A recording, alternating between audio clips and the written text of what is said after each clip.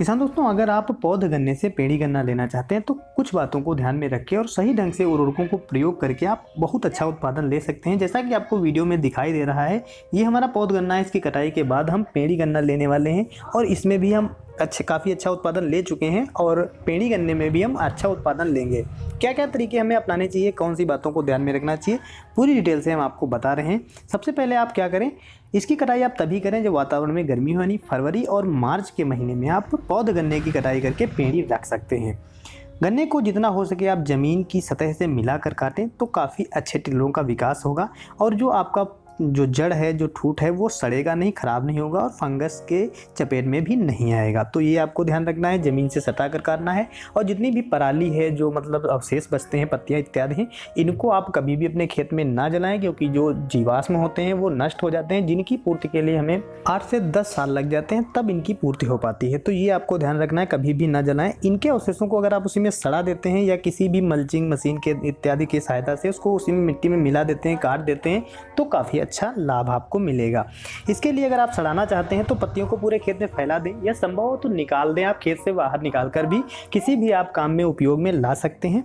या फिर अगर आप सड़ाना चाहते हैं तो उसमें पूरा फैला दें। फैलाने के बाद आप पानी भर दें। पानी भरने के बाद आप 7 से 8 kg प्रति एकड़ के हिसाब से यूरिया दे सकते हैं। ये काम अगर आप 2 बार कर लेते हैं तो पूरी पत्तियां सड़ जाएंगी और आपकी जो नई जड़ें हैं उनका विकास अच्छे से होगा और उसमें टिलर भी काफ़ी अच्छे निकलेंगे। इसके बाद अगर संभव हो तो आप जो कूड़ बने होते हैं, जो मेड़े हैं, उनकी तुड़ाई करवा दें या समझ लीजिए कि हल्की जुताई करा देते हैं। तो जड़ों का जो विकास है तीव्र गति से होने लगता है, नई जड़ें बनने लगती हैं, तो टिलर भी काफ़ी अच्छे निकलते हैं, नए पौधों का विकास होता है।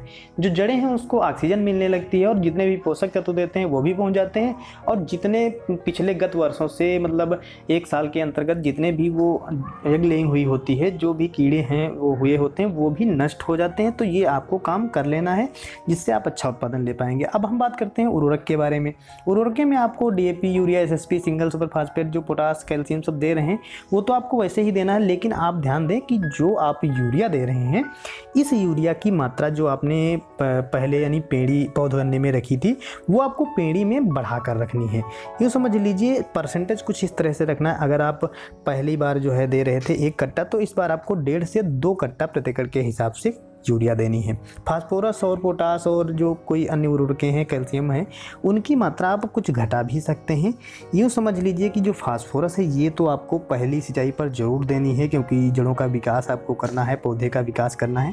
तो फास्फोरस, और जो फास्फोरस आप उसमें दिए थे पौध बनने में, जैसे कि आपने 2 या 2.5 कट्टा दिया था, तो इसमें आप कम भी कर सकते हैं, 1 से 1.5 कट्टा भी, यानी 75 से 80-90 के बीच में आप दे सकते हैं। पोटास आपको 25 से 30 kg के बीच में रखनी है प्रति एकड़ के हिसाब से। तो इसके बाद जो सबसे खास काम आपको, आखिरी काम ध्यान देना है, उसमें आपको क्या करना है, आप देखे होंगे कि जब आप कटाई करा देते हैं तो जो जड़ें होती हैं, जो ठूठ होते हैं, उसमें फंगस दिखाई देने लगती है, फफूंद दिखाई देने लगती है, या फिर जो पराली इत्यादि है वहाँ पर अवशेष बचते हैं तो वहाँ कीट दिखाई देने लगते हैं, दीमक इत्यादि।